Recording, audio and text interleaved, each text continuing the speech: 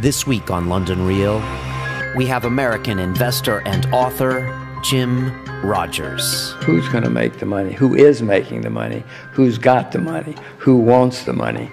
If you can follow the money, if you can figure out how the money is, what's happening, then you'll figure out a lot of the real stuff that's going on. Because politicians do foolish things, and the next thing you know, a bunch of 20-year-olds are shooting each other. We still get panicked when things go bad. We still get hysterical when things are going right. I will say to you that I know many people who'd rather do business in China than in the U.S.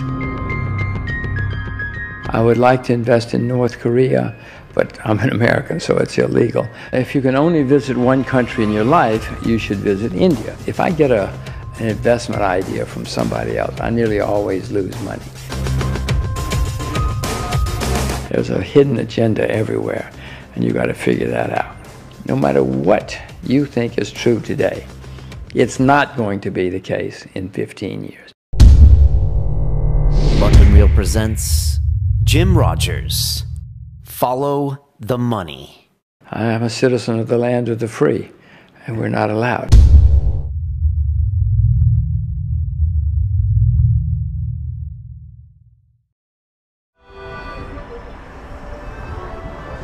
Welcome back to London Real. I'm coming at you from the Box Park here in Shoreditch. I've got the T building behind me, which if you're in tech, you're probably up in there. We got the overground here, Shoreditch High Street Station, and it's all good. There's a little bit of an accordion playing behind me. It's Friday afternoon, so it's gonna get funky here pretty soon at the Box Park behind me. This will be filled up with some crazy youth getting their drink on.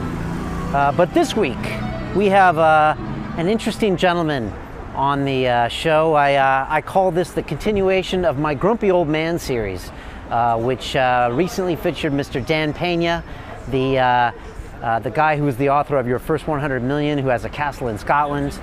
Some of the other noteworthy grumpy old men on London Real have included Jacques Fresco, 96-year-olds, who talked about the Venus Project, and I think even Mr. Peter Schiff might be part of the grumpy old man section of London Real, as he talked about finance and the market crash of 2014. And now I bring you Mr. Jim Rogers, who is a man who grew up in Alabama, who sports a seersucker suit. If you're not familiar with that, it's a very old school South thing to wear. It's kind of a light blue striping print, and it's something only the old school wears. And Jim is truly old school. This guy has been doing this back in the day. He actually co-founded the Quantum Fund with Mr. George Soros in 1973.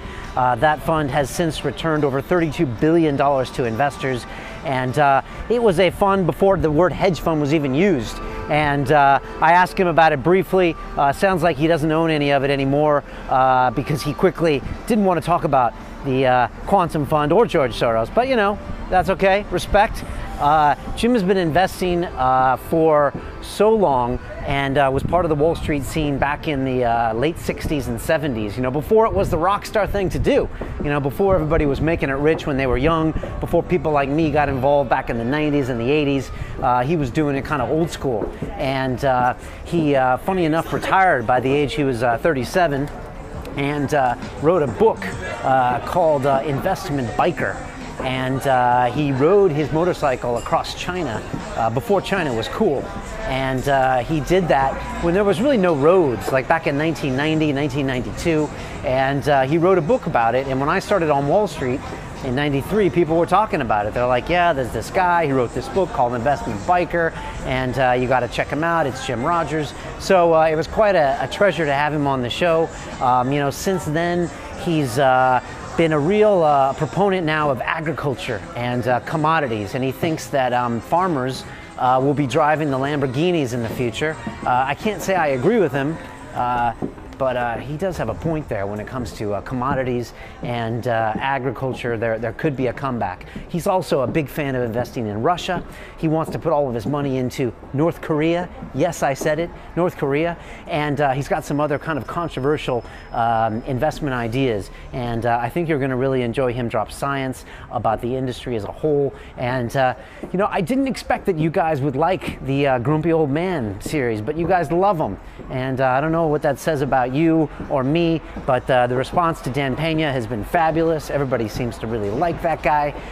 And people love Peter Schiff, over 300,000 views. So I'm trying to listen to you guys and bring in some of these financial experts. I think everybody likes to hear a little bit about their money and how to invest it and what's going on, in addition with a few psychedelics thrown in, a few fighters, and hopefully some new things we're going to be doing in the future. So I appreciate that feedback, and yes, I am listening. I don't always listen, but this time I am. And on that same note, make sure you check out our other show called Silicon Reel, about to hit 50 episodes. I can't believe it. And the response has been fantastic. The people we're getting on the show are pretty much tier one technology startup people here in London and from around the world. So it's a fabulous watch. It's a lot of fun. It's got like a London Reel vibe, and you can find that at siliconreel.com. Now, speaking of the Grumpy Old Man series, if you want to search by episode on our website, you can go to episodes and click on success. You can click on MMA. You can click on psychedelics. You can click on activism. And that's thanks to the folks at Squarespace. If you don't know what Squarespace is, they're an all-in-one platform that makes it super easy to create your own website, your own online portfolio. When I blog and when I put my episodes up, it's literally drag and drop. You can actually go right now, click on this logo below, and you can design your website for free without even paying. And if you do want to actually make it go live, it's for as little as like $8 a month. It's like a joke. It's like a tiny, tiny amount of money to have an online presence. Which is crucial these days. And they have all sorts of other features. They'll help you create a logo. They just do everything great over there. So we're big fans of those guys. And next week, funny enough, we're going to be doing a contest. We'll be giving a 1-year free subscription, a business level subscription to Squarespace. So it's time for you to tune in. Next week we're having Mr. Ryan Holiday with us, the guy who's the author of Trust Me, I'm Lying, Confessions of a Media Manipulator. And Ryan worked for Tucker Max. He worked for Tim Ferriss. He's the marketing director of American Apparel with Dov Charney. He slept on Robert Greene's floor and helped him out with the book Mastery. It's pretty impressive stuff. So tune in for Ryan and tune in to get that free subscription for Squarespace. But in the meantime, if you click on the link below, and if you want to buy, use the code London, and you'll get 10% off. And let them know that you're watching this show and watching them. And that's it for the guys at Squarespace. And if you haven't been informed about the proper way to drink your coffee, then you might want to look into the guys at Bulletproof. Yes, it's the coffee I serve on the show. Although Jim didn't have any, he was in a rush that day. But it's the coffee I drink every morning, and it's very simple. It's a coffee that's free of molds and toxins. I mix it up with some grass-fed butter and some MCT oil, which is a brain octane oil they make, which is basically the best of the coconut oil. And you have that in kind of a frothy brew every morning, and it's just a fantastic way to start your day. They're also big into sleep hacking. I got a video that you can watch that's got 2 free apps, 5 free tips to help you sleep better. I'm a big fan of the sleep, man. Get your 8 hours, 7 hours. It'll make you so much more productive. And just get involved. These guys are great. They have a great podcast called Bulletproof Radio that I was on a few weeks ago, so you can watch that episode with me talking to Dave Asprey if you like. And there you go. I'm loving this new Nike campaign behind me. It must be some crazy device, but they're littering Shoreditch around here with all of their ads and keeping the whole place fresh. So there you go. I'm going to keep this one short. Leave you next to the Shoreditch High Street. If you do want to help out with us, I'm getting crazy amounts of interest and support. Send me a message at Brian at londonreal.tv. You can tweet at us. You can post something on our Facebook wall. Help book me a guest. Get involved with the show. Get involved with Silicon Reel. Send us something at hello@siliconreel.com. And it's all good there. Now I'm going to leave you with Mr. Jim Rogers, who's an American investor and author and all-around Southern gentleman. Enjoy. Okay, here we go. This is London Real. I am Brian Rose. My guest today is Mr. Jim Rogers, who is an American businessman, investor, and author. You're currently based in Singapore. You went from Yale to Wall Street in 1964 and later co-founded the Quantum Fund with George Soros in 1973, where I think in 10 years you guys had returns something like 4,200% compared with the S&P at, say, 47. That's a lot. If you're not in the finance world, it's pretty much a legendary fund, what you guys did there. I think it returned something like $32 billion before they closed it down to its original investors. So I've been gone since 1980, so I left 34 years ago. Right, you probably don't remember those numbers. Just one slight correction. I didn't go from Yale to Wall Street. I went from Yale to Oxford, and then to Wall Street, right? Oxford in 66. And then the Army, and then Wall Street. Okay, I want to get your thoughts on England back in 66, but I'll just finish your introduction. You motorcycled over 100,000 miles through China and the rest of the world in the early 90s, and later wrote the bestseller Investment Biker, which I first heard about when I started Wall Street. I'll tell you about that later. About 10 years later, you made a similar trip, this time in a Mercedes, but you went through 116 countries, 250,000 kilometers. In a great looking car. It was yellow. It was fantastic. You now manage, I believe it's a commodities equities index fund. Is that right? I don't. I have a commodities index, but I don't manage any funds. I license it to other people, and they have funds. Understood. I know you are quite bullish on agriculture. You've recently said the farmers are going to be driving the Lamborghinis, and the stockbrokers are going to be driving the tractors. Jim, thanks so much for being here, and welcome to London Real. I am delighted to be here, Brian. You know, I started my Wall Street career in 93. I worked for Bankers Trust. I was a fixed income derivatives trader. And I remember hearing about your book. I started in 93. It must have just come out in 94. It just came out, yes. And I saw a picture of the cover. Your hair is a slightly darker color. It was a while back, but it was kind of legendary in the trading community. A lot of people were talking about it because I don't think there were that many people going on these crazy adventures that had been in the business. And I was wondering if you could tell me, what do you learn on the back of a motorcycle that you can't learn, say, reading a balance sheet or watching CNN? You're not going to learn much watching TV, I assure you, no matter what the program. Well, you see the world from the ground up. There's no question. You see what's actually happening, not what journalists are saying, not what writers are saying. When you're close to the ground, you see a whole different world. You see whether a country is being organized properly, whether there's a black market, whether it's corrupt. You see everything there is to see. It's not secondhand when you drive around the world, either by motorcycle or by car. I'm actually reading Zen and the Art of Motorcycle Maintenance now, and he talks about how even on a motorcycle, you're forced to really deal with the weather, and you feel it more than even in a car where it can seem a bit like a television channel. Yeah, when you're in a car, you're in a box. Right. It certainly is a television show.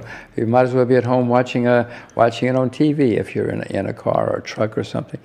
If you're in a motorcycle, you're right out there in it. You're part of it, which is exhilarating and exciting and very, very, it's a wonderful way to travel and live. It's a great adventure. That's why I loved motorcycles so much. And that's why I wanted to go around the world on a motorcycle, because I knew I would see it all, which I could never see any other way. Right. And you were one, I mean, so many people went into China early. So many people got burned on China early. People tried to understand it later, had a hard time even trying to refigure it out again. What's your relationship been like with China? Was that the first time you were there? Was driving your bike through there? No, I first went to China in 1984. I went to China in 1984 to get permission to ride my motorcycle across China. Okay. They actually sort of thought I was a little nuts to even come an American capitalist to Red China in 1984 to say, could I ride my motorcycle across China? And they, of course, said no. First of all, they said there's no road. And they were right. I now know they were right. There was just a gigantic desert. But I went around to various parts of China and asked more people. In 1986, they let me drive around one province on a motorcycle. Then they said, yeah, you can do it. And Channel 4 in the UK and PBS in America and Channel 7 in Australia decided to make a movie of it for TV. And so we had to delay it for a year because they got ready. But off I went in 1988 and rode across China. And why China? You could have gone anywhere else in the world to tour. Why there? Well, my hope was to drive around the world. But if you remember the 1980s, China was Red China. You know, the idea that you could ride across China was absurd. Likewise, the Soviet Union was the Soviet Union. So my plan was to drive across China and then get permission from Russia, the Soviet Union, and then go around the world. I mean, I look back on it, and I must have been insane.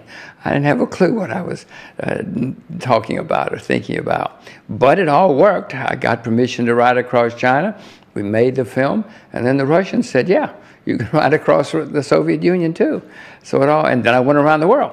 That was the original plan. It took several years to implement it because of the Cold War and all the things, the geopolitics that were taking place at the time.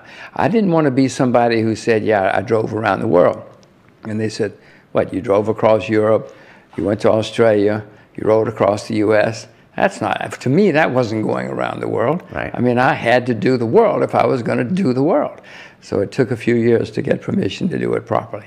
Do you ever have to explain to your daughters what it was really like back then when the Soviet Union was around and China was Red China? Because they probably don't know what you're talking about. Yeah, if I try to explain it, they're too young to even conceive of what I'm talking about. It almost sounds Orwellian when you try to describe it to someone. Orwellian wouldn't work with them. They're too young. Right. They're still too young. They wouldn't know what that meant, you know. So you live in Singapore now. There was a quote from you that you said, if you were smart in 1807, you moved to London. If you were smart in 1907, you moved to New York City. And if you're smart in 2007, you moved to Asia. Right, and I did. And you did. Well, yes. And why Asia? And why now? Well, in my mind, there's a little question that Asia is going to be the 21st century, will be the century of Asia, whether we like it or not. And there's certainly a lot of people who don't like it. You know, America's the largest debtor nation in world history. The debts are going higher and higher. I mean, you can look out the window and see some more great debtors nearby, and they're all getting worse and worse. The assets are in Asia. China, the largest creditor nations in the world are China, Korea, Japan, Hong Kong, Taiwan, Singapore. I mean, that's where the assets are. That's where the drive is, the ambition. That's where people work hard. I mean, there have been, throughout history, there have been countries and continents which have risen and fallen. This is the Asian century, whether we like it or not. There'll be plenty of setbacks in Asia, just as there were in America as we rose, just as there were in the UK as the UK rose. But I don't see any options but Asia, and I want to prepare my children for the 21st century. I want to give them any legs up that I can.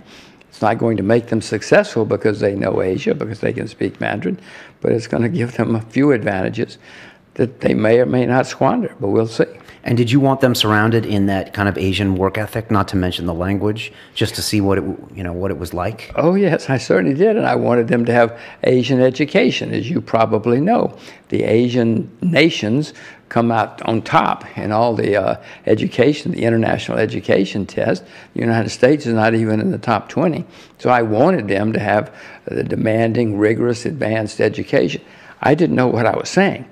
I got to tell you, it's unbelievably demanding, rigorous, and advanced. It's much more than I expected. And sometimes I feel sorry for my daughters had more homework in 2 or 3 years than I had in 12 in the U.S. I see what they're doing. I mean, I can see why the Asians come out on top in the test.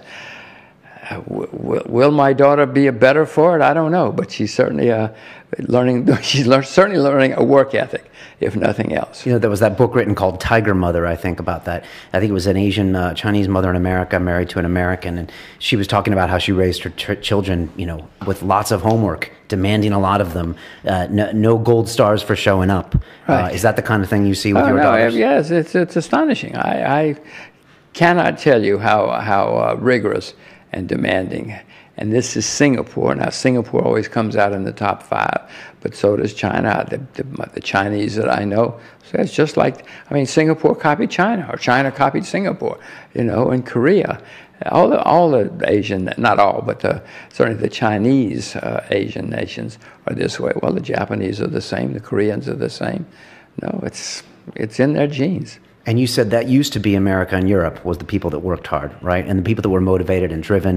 You know, the immigration wave you talked about in the last century or two to America. In the 19th century, at the end of the 19th century, we were flooded with immigrants who would do anything to come there and work there. They showed up with no money and became great successes. And even into the 20th century, this was what made America great. We were a nation of immigrants. The American government gave people money to come to America, gave them land to come to America. Not they didn't give them money, they gave them land to come to America. And a lot of people got on the boat.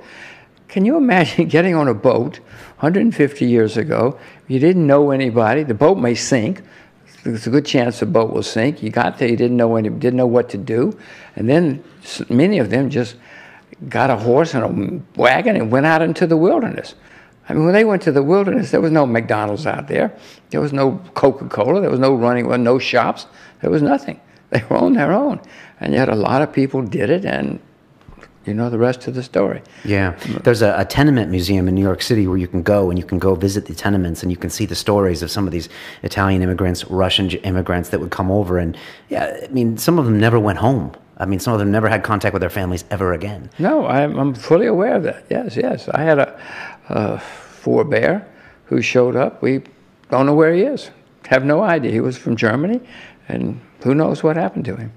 And is there any way for America to get this fire back or get this back? Or is it kind of an emerging issue? If you're not the emerging economy, you're not going to be hungry, you're not going to be the underdog. Or is there a way? I mean, America's education system's shocking. And I know. Is there a way to get it back? Well, no country in history that's gotten itself into this kind of situation has gotten out without a crisis or a semi-crisis. No country's ever said, okay, we've got a disaster on our hands. Let's start over and do it right. No, they're always forced to change, and usually when they change, it causes great collapse, and nobody really starts over the way they should. I don't know no country in history that's done it that way. It's always led to serious decline. I mean, yes, it's wonderful living in the UK right now, but what the UK was 100 years ago, 150 years ago, I don't think you're ever going to see that UK again. It's hard to fathom. I took a tour of the Tower Bridge in London, you know, famous bridge from 120 years ago, and it used to have a pressurized water hydraulic system that would raise the gate, and it was highly complex the way the Victorians designed it. It was top-notch engineering for that time. And the guy showed me in the corner, all of it had been replaced by a German motor, and the symbolism was shocking. Yeah. You just said it all. And I mean, as much as I love the UK, and I had some of my triumphs in the UK, I mean, it's not what it used to be, as much as I wish it were.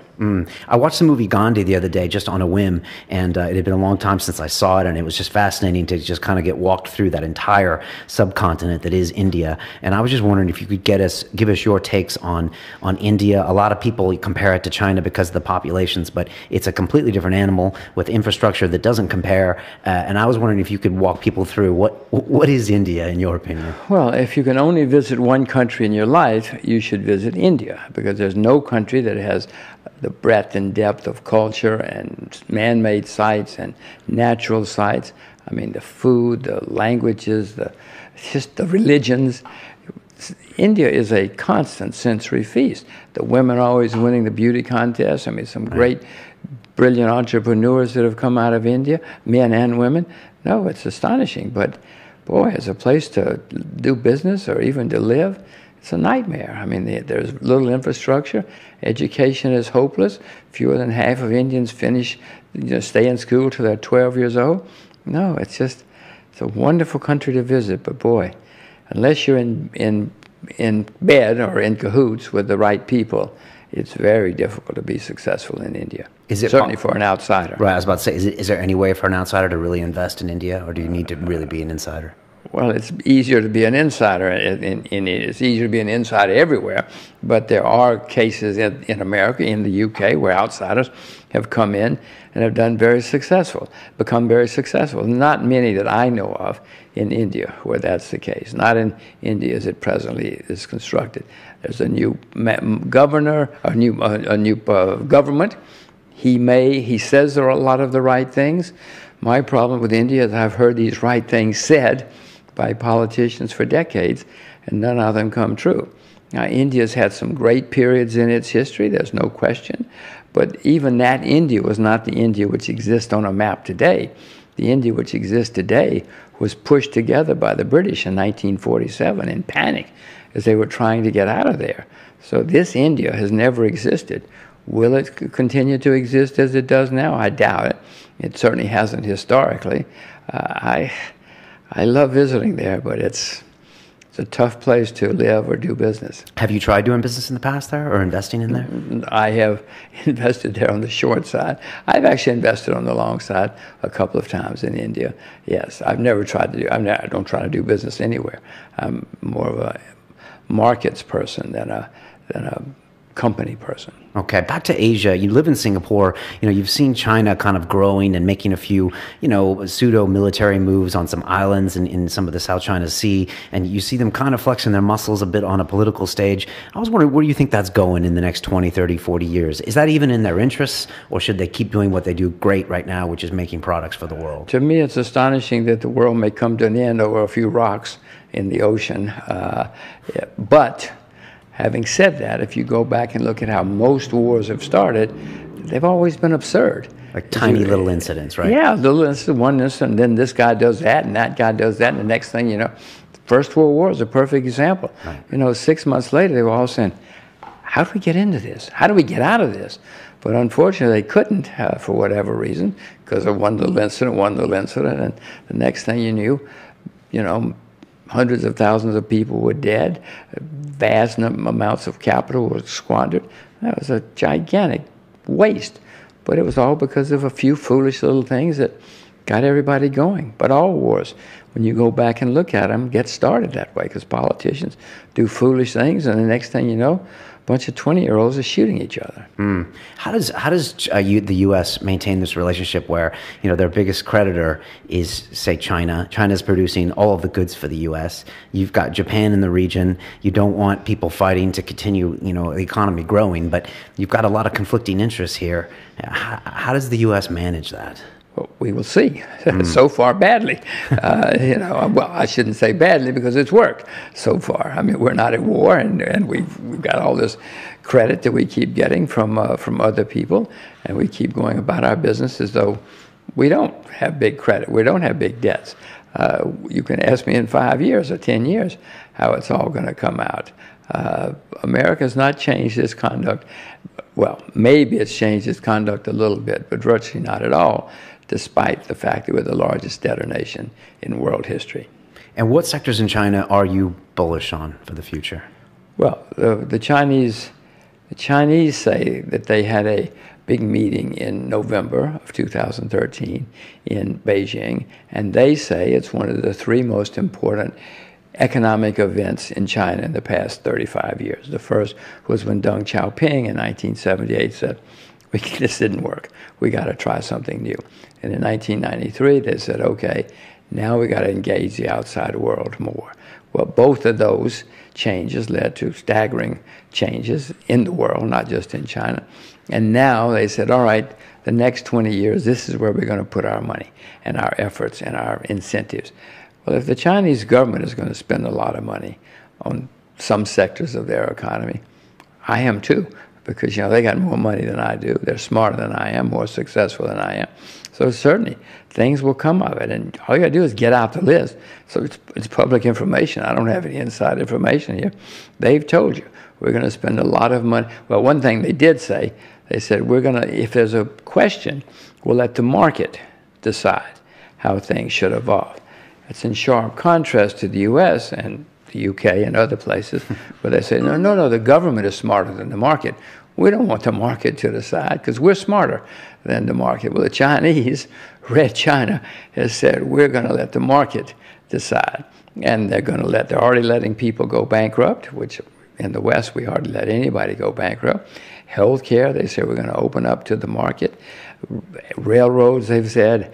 Agriculture, they've said all the places that you can get out the list. Finance, they're going to open up finance. They said these are the things where there will be dramatic changes in the next 20 years. Get out the list, they're right there. Which is hard to believe because it's known as the communist country where things are decided by government. But you're saying it's actually more free market than, say, healthcare in America. I will say to you that I know many people who'd rather do business in China than in the U.S. Yes, because in the U.S., especially some of the states like California in the U.S., it's a nightmare. It's an absolute nightmare in many ways to do business. And so many people would prefer to do business in China than in many states in the U.S. I mean, I hate saying this. I'm an American citizen and taxpayer, but unfortunately, facts are facts. Yeah, those two go together pretty much, right? Unless you renounce. Right. I'm both of those as well. So, and you must get asked advice all the time about doing business in China. Is there things that you tell people, a few simple steps of things to watch or not, or has that changed probably in the last 5 years? Well, it depends on how much you know. If you cannot speak the language and you don't know the difference in Shanghai and Beijing, you better get a partner. You better get a Chinese partner who will help you, a trustworthy, reliable Chinese partner. But if you know a lot about it, you probably know better than I do what you should be doing in China. You will find the opportunities. There are 1,300,000,000 Chinese. I mean, no matter what you are expert in, whether if you know how to make towels, I promise you there's a market in China for towels, no matter what it is you're good at.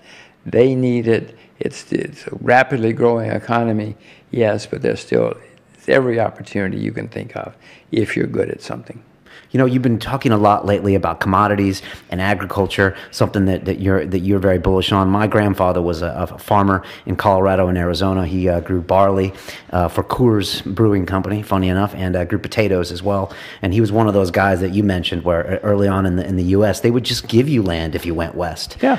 Because, you know, they needed people just to go. And it was the Wild West, you know. Well, they wanted people first to come to America. Right. And then they wanted them to go west. Right. And they gave a lot away. And why is that a sector that you see a lot of growth and you're bullish on? I mean, you're talking about farmers driving Lamborghinis. You know, I'm an ex-banker myself, and I would have never expected to see the flip side of that. So what do you mean by that when you say that? Well, first of all, agriculture has been a terrible business for 30 years. It's been so bad that the world is now consumed more than it's produced for the last decade. And when you consume more than you produce, it's got to come from inventory. We built up big inventories over those 30 years, but now the inventories worldwide are near historic lows. So we're running out of food. Worse than that, we're running out of farmers. But the average age of farmers in America is 58. That old? In Japan, it's 66. In Canada, it's the oldest in recorded history. Australia, it's 58. The highest rate of suicide in the UK is in agriculture. You know, millions or lots of Indian farmers have committed suicide in the past. It's a terrible business. The pay is near poverty level as well, For right? many reasons, it's been a terrible business. Okay. At the same time, we don't have any new people. Young people are not becoming farmers. You know, more people in America study public relations than study agriculture. I mean, we got the old people dying and getting out of the business. No young people coming in. What more do you need to know? Unless the price of agricultural goods and profits in agriculture go much higher, there's not going to be any food at any price. Somebody has to go into the fields. Even when the fields are automated, somebody's got to do it. And if everybody's dead and everybody's studying public relations, where's the food going to come from? And will this be dominated by companies like Cargill and those huge conglomerates that they kind of run the food business? I think last time that I saw a documentary about buying like bacon in the U.S. that it's all supplied by basically 3 companies that do the majority of that. Well, there are certainly going to be big companies and successful companies, but the U.S. is not the only producer of food in the world. It may astonish some people to know that. There are vast numbers of farmers in agricultural areas around the world. Some companies will get bigger and more successful, but also there's plenty of opportunity for entrepreneurs and people starting out. Okay. Russia.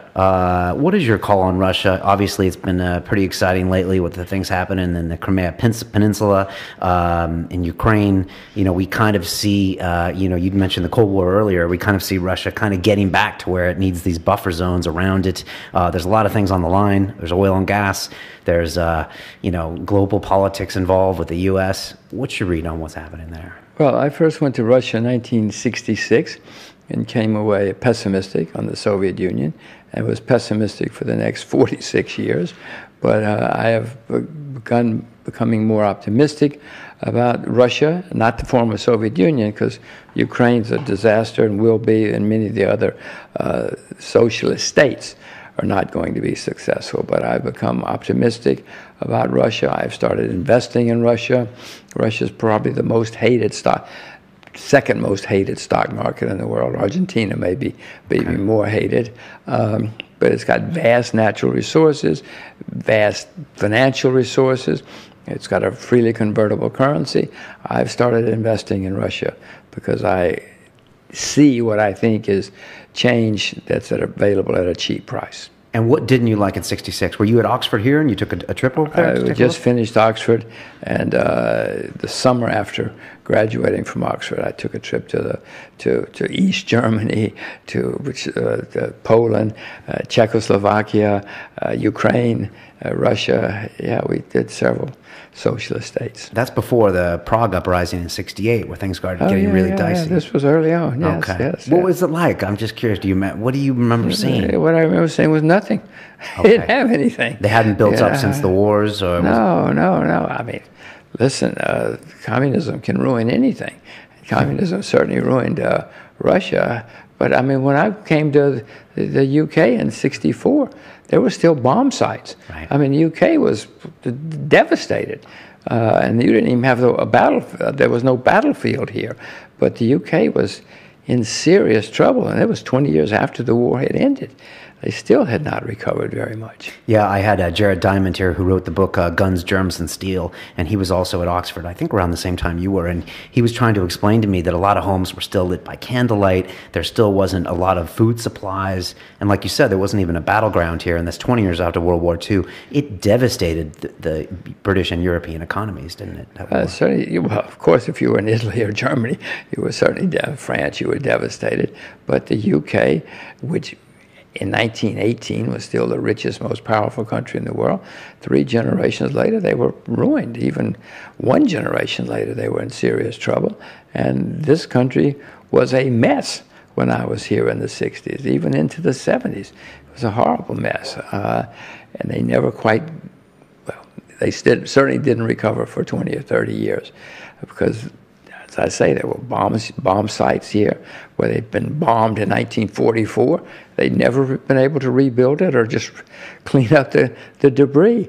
No, when I went to Oxford, I mean, there was only 1 shower. I mean, it was, looking back on it, it was somewhat primitive, certainly compared to where I went to university in the States. Why did you come over here and go to Oxford?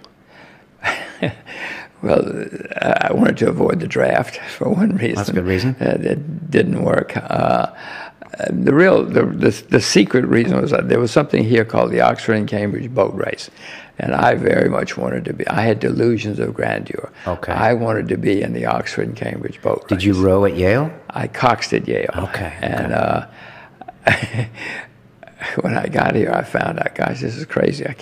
This is absurd to try to get into the Oxford-Cambridge boat race. But I did. I got into the Oxford-Cambridge boat race and had a wonderful, wonderful time. But that's why I wanted to go. Well, also I wanted to have experience outside of the U.S. I had learned.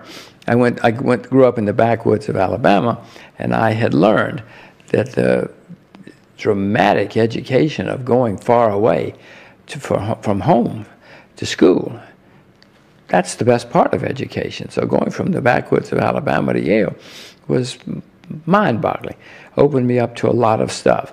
And I knew that if I studied abroad, I would have the same kind of experience. Rudyard Kipling once wrote a poem called The English Flag. And in there's a line which said, "What can he know of England who only England knows?" Well, I knew that. I knew that if you left Alabama, you'd know a lot more about Alabama. I also knew if you left America, you'd know a lot more about America by going somewhere else. You can go back or not go back, depends on what you want, but at least you're going to learn a lot. So I very much wanted that experience of studying outside the United States. I wanted to avoid the draft. I wanted to be in the Oxford-Cambridge boat race. So off I went. I got a scholarship from Yale, and off I went. Did you manage to avoid the draft or not? No. I was in the United States Army. I spent 2 years. I came back from Oxford. I was in the Army for 2 years. Okay. You were born in Baltimore. Yes. You grew up in Alabama. Yes. You're the first guest ever on the show to wear a seersucker suit. Looks beautiful. Thanks. A lot of people over here don't understand the South or Southern charm or don't understand a lot of basics because they've never visited. Again, like you said, what do you know of England if you haven't left? What is the South really like? Or how do you describe it to foreigners who've never been there? Well, I'm not sure there is a South anymore, given that the world has changed so much and that television has leveled everything. When I went to Yale in 1960, I really had trouble understanding them, and they had trouble understanding me, even though I didn't have a deep Southern accent. When my brother went 16 years later, he'd grown up on TV. So he spoke like they did. You know, he had a TV accent. And so the very fact that we have television and movies and everything else, which is pretty much leveled a lot of the differences in the North, the South, the East, and the West. There are still differences, as you know, but it's nothing like it used to be. And food differences, music differences, racial differences, they're not nearly as significant as they were 50 years ago, 40 years ago. When you told your family you're going to Yale, did you get a lot of flack for that? Were they like, why are you going up with those Yankees? Because there still was a lot of animosity between North and South back then. Well, my father was certainly said, I remember he saying, you're off to a real hotbed of liberalism going to New Haven. And he was worried about it because he certainly thought, and it was true to much extent, that the Ivy League was a lot different, and Ivy League professors were a lot different. But of course, many people in that time thought Yale was conservative compared to what some universities and some sectors of Northern economy or the Northern society were. Besides the accent, do you remember culturally, like any really big differences between the Northerners Yeah, and the everything. South? I mean, it's simple. I remember a guy once saying, it feels like snow. I said, what is he talking about, that it feels like snow? I'd never seen weather like that, you know. The way they dressed, everything. Many of them were much more sophisticated and experienced. Many of them had traveled to Europe or other places. No, they knew about all kind of stuff that I didn't, art, everything. I didn't know much about anything when I got there. You know, you started on Wall Street, before, Wall Street was the place where everyone went, to make a lot of money and to really push it. I kind of see technology these days as the place where you go to be kind of the rock star and make these huge multiples where you could argue that was Wall Street in, say, the 80s or 90s. You've seen it for so many decades. How has Wall Street changed from, say, 70s to 80s to 90s to the noughties? Well, when I went to, historically, we've had long periods when the financial types were in charge, followed by long periods when the people who produced real goods were in charge, and then the financial types come back. When I was went to Wall Street, and when I was at Oxford in the 60s, it was a backwater. I mean, the New York Stock Exchange, who cared? The big day on the New York Stock Exchange was 3 million shares. I mean, now, that's not even a trade. Right. They do that before breakfast. They've already done it all over the world, millions of shares. So it was really a backwater. Nobody wanted to go to Wall Street or the City of London. When I was at Oxford, my professors used to say, "What's wrong with you? I mean, nobody cares about the City of London. It's not significant to even the UK economy. Why are you so interested?" Now, of course, every kid at Oxford wants to start a hedge fund in her dorm room or whatever. So it's all changed dramatically. The 50s and 60s and 70s was a wasteland, and then along came the long bull market, and so we have everybody wanting to go to Wall Street. Although you're right, more and more of them are now trying to go into technology, because many people are starting to understand that the financial community has got problems. In my view, it's a terrible place to go unless you really love it.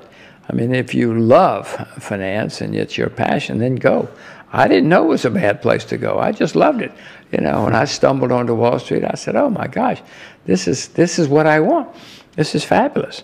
I mean, if somebody's taken me aside knowledgeably, said, this is a terrible place to go for a career. But fortunately, nobody told me that, and I probably wouldn't have listened anyway. It is a terrible place to go for a career now, but if you love it, go. You know, I watched the Asian crisis in like '97. I've seen various emerging market crises when I was in the city, and one thing I noticed was it would always bounce back. You know, and you would always see things bounce back from crises, whether it be a South American country or whether it be Indonesia. But I was wondering, will the city bounce back? Will Wall Street bounce back to those levels in the '90s and the '80s, where the big LBOs? Not for generations. There are no UK investment banks anymore, or merchant banks. They're all gone. They disappeared. There were some great names once upon a time that they all disappeared. They're either owned by the Germans or the Americans or somebody else. No, the City of London has already lost. I mean, the City of London is still important, but it's not British anymore. There are plenty of Brits down there, but no. Great Britain, the UK is a huge debtor nation now, and the debts are getting worse and worse. The North Sea oil is drying up. No, the UK is finished. I don't particularly like saying it because I had a lot of great successes here, but unfortunately, it's finished. What's your read on technology now? Do you put your money into tech? Would you put your money into tech? When you look at Silicon Valley and the things that come out of there, what's your gut feeling on that? Well, I don't know enough about technology to give you a decent answer. I don't invest in technology. I periodically do on the short side because I don't understand it, and I really couldn't tell you whether guys are doing great things or not. I certainly see some of the stock prices. I certainly see some of the companies. Amazon has built a gigantic company. They don't make any money, but that's by design. Is that the right way to go? I don't know. You can ask me in 30 years. But I don't buy those stocks mainly because I have no idea. I mean, somebody can come along tomorrow afternoon. Right now, there are probably 3 18-year-olds in a garage somewhere coming up with all sorts of companies that I don't know about, won't understand, and so I try to stay away.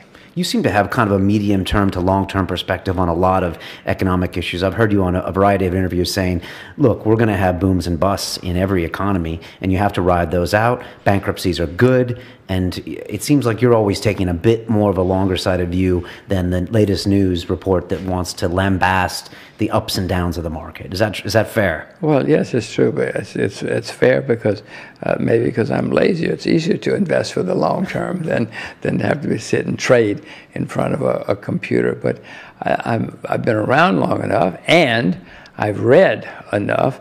You know, history is a fabulous teacher about most sectors of the world, of anything. So I know that this has all happened before. I see how it works. I see how it has worked. And it's going to work that way in the future, I assure you. Human beings are still the same. We still put our trousers on one leg at a time. We still get panicked when things go bad. We still get hysterical when things are going right, wildly excited and ecstatic. It's all happened before. You know, you've written a book called A Gift to My Children, and I believe it's some advice you've kind of decided to pass on to your daughters. And I was wondering if you could tell us a bit about that. And do you follow the Warren Buffett school of not giving any inheritance to your children? It's a good question, and I don't know. I'm grappling with it. You know, Warren's kids are old and grown, and it's easier for him to make that kind of decision.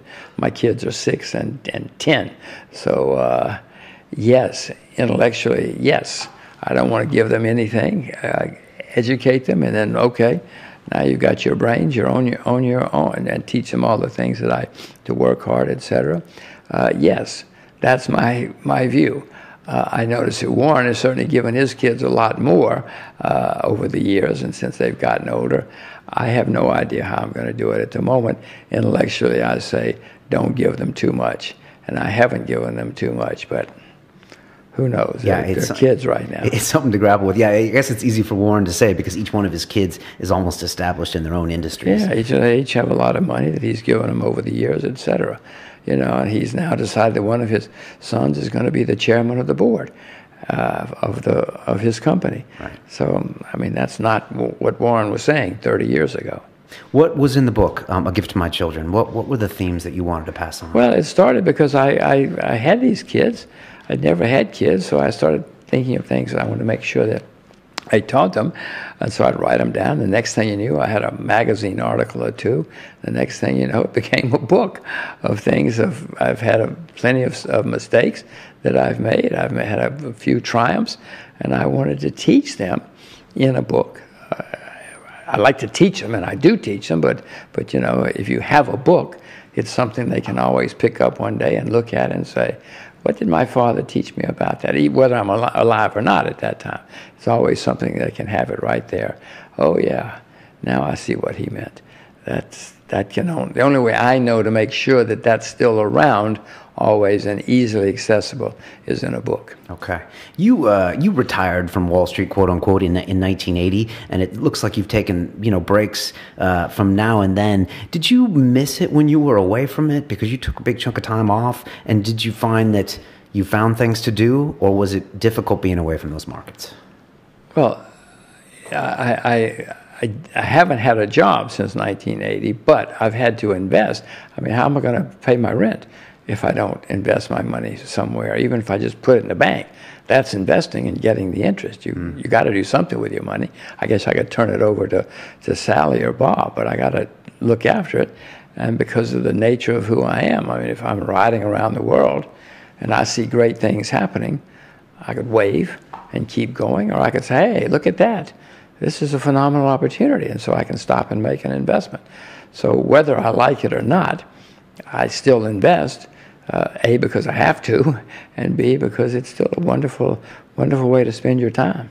That second trip where you went around the world in your Benz with the trailer on the back, what was the most interesting part of the world at that time? Because you went 10 years later than your original motorcycle trip. What had changed, and what was your favorite part of that trip? Well, that was the 3 world years, changed right? dramatically. Russia was much more open. First time I went around, it was still the Soviet Union. You know, it was a disaster. The second time I went around, it was the Commonwealth of Independent States, or whatever all those countries called themselves at that time. No, huge changes.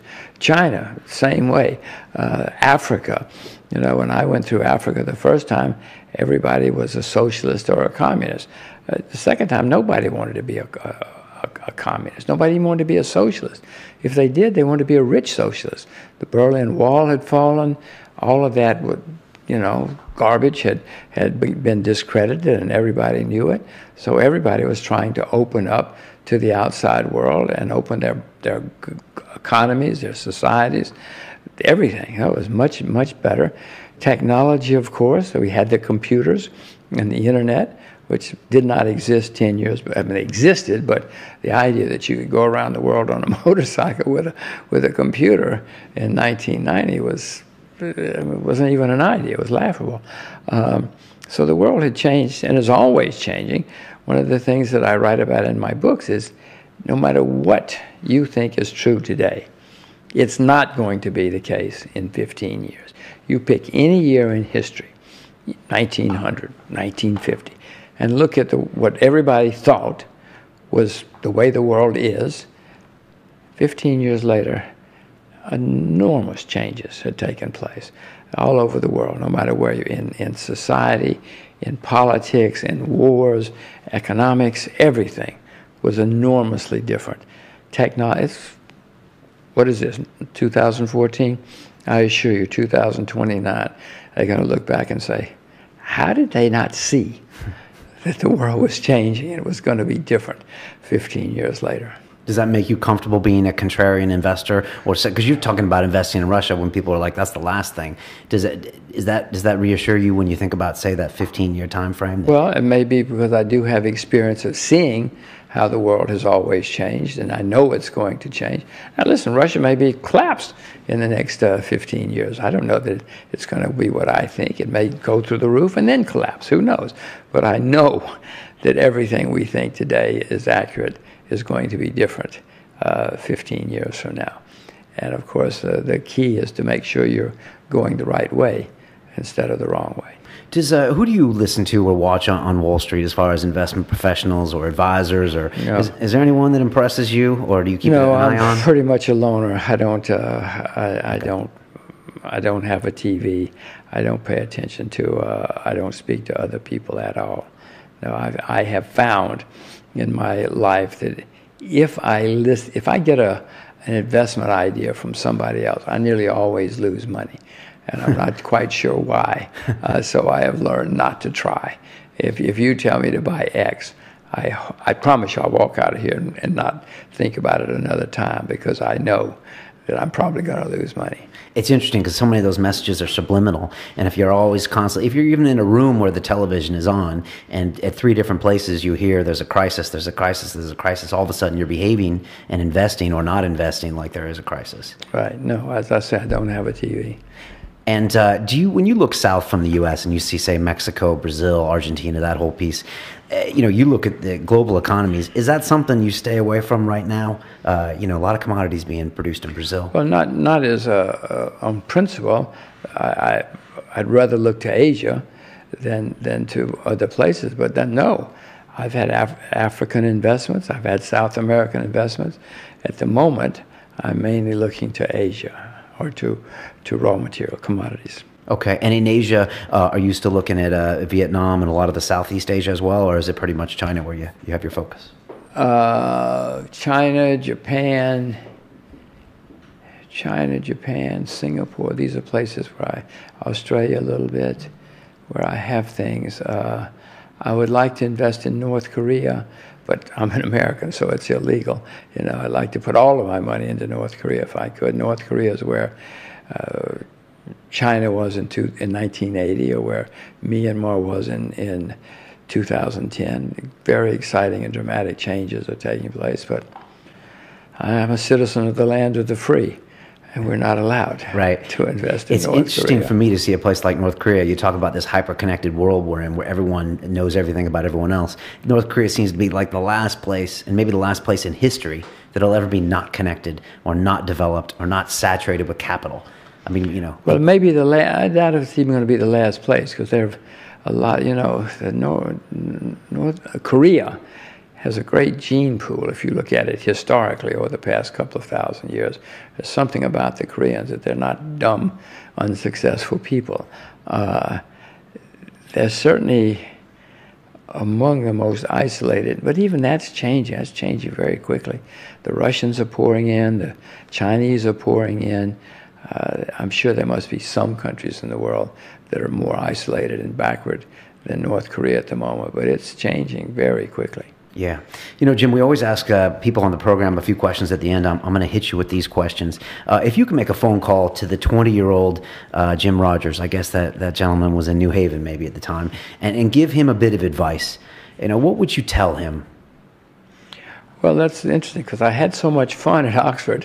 If I'd been smart when I was 21, I would have gone to China and learned Chinese. Right. If I'd been really smart when I was 21. I, like every other 21-year-old, am looking back instead of to the future, and Oxford was Oxford. It still is, but it was, so I went to Oxford. I guess I would tell him, okay, go ahead and go to Oxford and do all that, but then after you get out of Oxford, go to China, as soon as you can. Now, I'm not even sure of that, because I had a lot of fun on Wall Street and a success. And if I'd gone to China when I went to Wall Street, I probably would not have been able to retire when I was 37. But I guess I would say to him, okay, go to Wall Street, have your success, and then go to China, instead of fiddling around in America for the next 30 years. Right. Well, because investing, sometimes you can have the right investment idea, but you can be in too early or be too late. Many times. Right. So maybe going to China in the late 60s was too early. I would have had to live through the Cultural Revolution. I probably would have been executed. So you're right, it probably would have been too early. You mentioned retiring when you were 37. What was the response like when your book came out, Investment Biker, and the community and everything? How was that received? Well, I was surprised at how well received it was. My publisher was publishing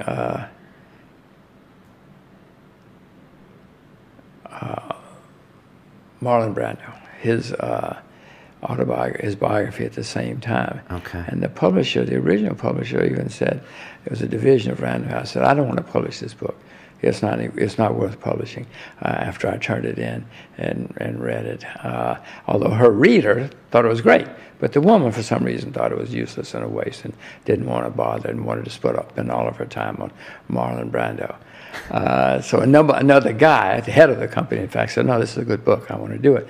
And so Marlon Brando's book sort of disappeared, and my book, became a reasonably successful book, which apparently surprised her anyway, that lady who had her own imprint. And I had no clue. I had no clue what I was going to do. I'd never done a book before. I just wanted somebody to read it and somebody to like it, and they did. And you wrote it all yourself? Who else? Yeah, well, my mother. These days, a lot of people have. No, let me to clarify that. What I do is I dictate the book. Okay. And that it started with a magazine article. We dictated a lot, and then another guy came and I dictated and dictated. So we had 2,000 pages, and Random House said, "You're a wonderful person. We ain't gonna publish 2,000 pages." So we had to edit and edit and edit and edit to get it down to a proper book size. But that's how I do it, and people often say, "Gosh, your book sounds just like the way you talk." That's why, because I don't write it. I tell the story, and many people, Southerners especially, historically, have been better at telling stories than most other things, and certainly than other people. So I tell the story, and then we transcribe it, and then I edit. Somebody else edits. We edit and edit and edit. Why is it that you Southerners have this charm, this hospitality, and this way of telling stories that the Northerners just don't have? Why? It's not fair. I don't know if you ever read a story called The Ice Palace by F. Scott Fitzgerald. No. And in there was a Southern girl, and she went to the North and fell for this guy. I think he went to Princeton probably because it was Fitzgerald. And they were all engaged and planning a big wedding, etc. And they had a party, and the Northern family, built an ice palace, and everybody was in there having this wonderful party. And after the party, she went to the guy and said, "I'm breaking the engagement. I'm not going to marry you." And the guy said, "Why?" And she said, "I can't live here. Nobody flirts. People are all cold." And I mean, Fitzgerald it was one of his early stories. He said, "But it's all ice. It's all cold. Nobody has joy of living, and nobody will flirt." She said, "None of these guys will flirt with me because I'm engaged to you. And I don't want to live like this. I want to go where people are laughing and giggling and flirtatious." And so she left. And that describes the South a bit better. Well, that was F. Scott. As you may know, he married a woman from Montgomery, Montgomery, Alabama. And so I guess he had a lot of insight into Southerners. Do you ever go back to the South? Ever back to Alabama? My niece is getting married next month. No, my mother died recently, but I used to certainly go back at least once a year to see her, take pictures with my children of their grandmother. They won't remember her, but at least they'll have lots of photographs. No, we go back. Just finishing up that advice question, what is the best advice you've ever received across your career? Maybe it be business or maybe it be personal, but does something come to mind? Well, probably follow the money. By that I mean, if you figure out who's going to make the money or who is making the money, you can pretty much figure out politics, society. You can figure out a lot of stuff. A lot of people, their hidden agenda or their agenda can be discerned and discovered if you really can figure out, okay, who's going to make the money, who is making the money, who's got the money, who wants the money. If you can follow the money, if you can figure out how the money is, what's happening, then you'll figure out a lot of the real stuff that's going on. Forget what the politicians say. That's garbage, as I hope most people know by now. There's a hidden agenda everywhere, and you got to figure that out. Because ultimately, those political decisions are about some type of money flow going somewhere in the future, whether that be for their reelection campaign or who knows. The voters want it. The voters will support you. The lobbyists want it. No, you just got to figure out who's going to get the money and why. Don't listen to what they say. Don't listen to all their platitudes, either the politicians' platitudes, or the lobbyists or the interest groups. You know, they're all trying to figure out how to get some of the money. That's a famous line from the movie about Watergate, when they finally found, the guys and took Nixon down. It was follow the money, right? Because they ultimately traced the money. I'm not the first person to figure out that you got to follow the money or figure out the money, but it's been demonstrated many, many, many times in history. Yes. Interesting. The last part of that question is to the 20-year-old that's listening to us around the world, whether they be in Australia or China or Brazil. What advice do you give to them if they want to? Well, the same thing. I would say you must spend some time out of your own country, no matter what it is. It's better to learn a language these days, especially in 2014. I would certainly urge you to learn any language. It doesn't matter. It doesn't have to be Chinese. Learn any language, and certainly to spend some time out of your own country, because you're going to learn a whole lot more about your country, about yourself, especially about yourself if you have to live in a foreign country for a while. So go. You're going to learn about what you're not good at, what you're good at. You're going to learn more about your personality. You're going to learn about your own. You're going to learn about life. If you got to go and eat different food, or buy in shops that you've never seen before, or transportation systems that you have no clue about, it's going to make you learn a whole lot more. You're going to become much more self-reliant, that's for sure. And you're going to understand that the world's very different from what you think it is. And that's a very good start.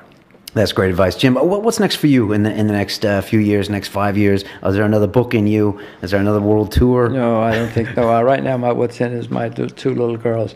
I was very much against children. I thought children were a horrible waste of time and energy and money. I felt so sorry for people who had children. I used to feel that way too. What changed? What changed with you? I was never going to do it. What changed me was I had one. And then I said, oh my God, I was wrong. So I found out that I was absolutely, totally, unbelievably, 100% wrong. You were? About children. Yeah, absolutely. And what is the truth about children then? Children are so much, you learn a lot about yourself. You learn a lot about life. You learn a lot about other people. It's astonishing how much you learn from. I have emotions I didn't know I had. I understand my parents for the first time in my life. I understand there's this whole class of people out there that I knew nothing about. Parents. I knew nothing about these people called parents. Well, now I understand a lot, and there are a lot of them in the world. So no. My focus now is these two little girls. It's amazing how when you don't have children, you almost typify parents as almost these, like, not second-class citizens, but these stupid aliens. Like, why would you do that? Why are you showing me pictures of your kids? I don't care. I don't want to see them. I'd walk to an airport, never see the children. Now when I walk through the airport, I see everybody's children. You know, I'd go by in the park, I'd see parents with their kids. I'd say, those people must be so miserable. Now I see them laughing and smiling and having fun. No, I see the world much differently now that I've had children. That's a very good piece of advice. I was definitely like you until a couple of years ago, where I kind of got one by proxy. I guess it's empathy, or you see things through their eyes. You forgive your parents for a lot of mistakes they made. As I say, I've learned a whole lot about myself and about the world from having these little girls. Right. So my next 5 years, my next 25, who knows, is devoted to these little girls as long as they'll have. There's going to come a time when they're going to want to have nothing to do with me, I know. But, that's coming too, right? Yeah, I know that's coming. And as long as they'll speak to me, I'm going to be with them. Okay. And in the meantime, you're still going to be talking about the markets. You're going to be investing yourself. If people want to learn more about this index, can you just tell us a little bit more about that and how they can find out more about what you're doing? Well, I came to the conclusion that the commodity bear market was going to come to an end, and I was about to go off around the world, so I figured I want to invest in commodities, so I'm going to do it. So I decided that I would come up with an index. I could put my money in the index while I was gone, and then if I was right and there was a new bull market, I would make money, and I didn't have to worry too much, and even if I wasn't right, and the worst that would happen, nothing would happen.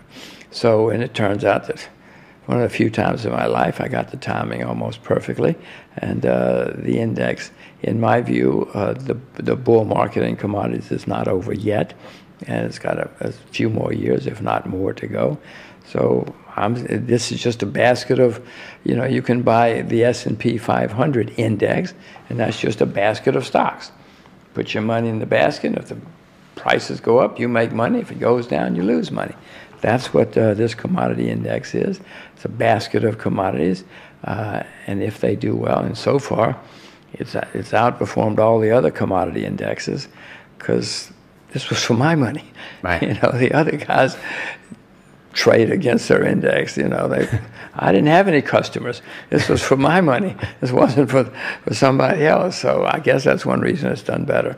It's outperformed the others. It's funny you say it. Like, a lot of guys that used to work on Wall Street don't want their money anywhere near Wall Street traders, because they know, like you said, so guys will trade against the index Right. that they're selling. Is that something you walked away from Wall Street, being hesitant to give your money to?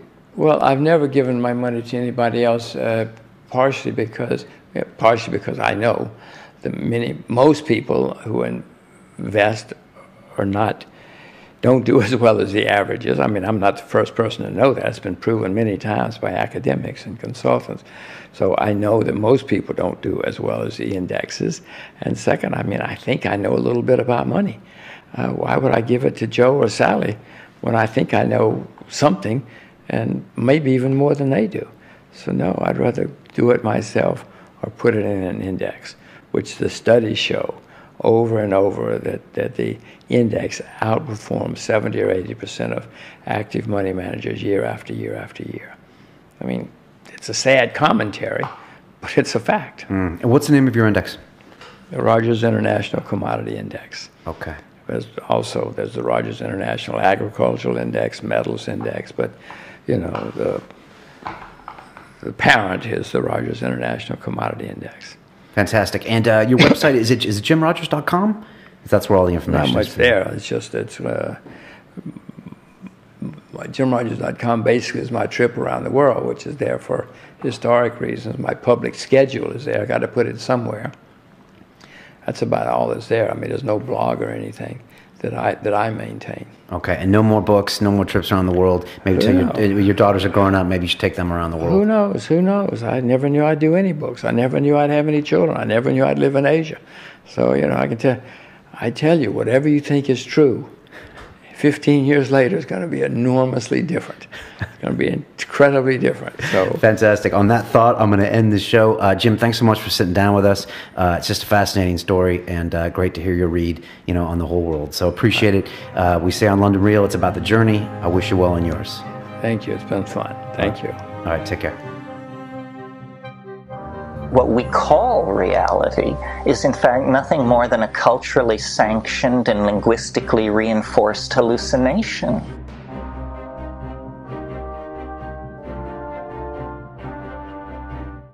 This week on London Real, we have the entrepreneur and mentor, Dan Pena. I'm part Freud, part General Patton, and part Jack Welch. Self-esteem is the key to high performance. We only make changes for two reasons, Brian: desperation or inspiration.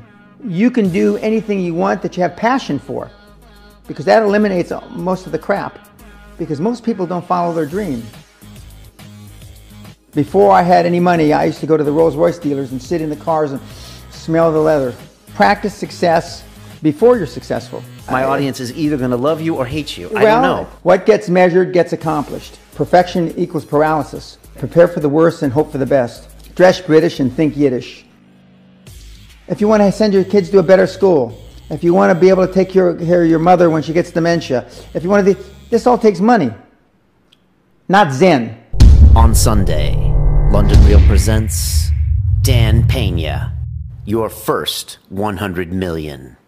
When I see mistakes, if we were at war, we'd all be dead.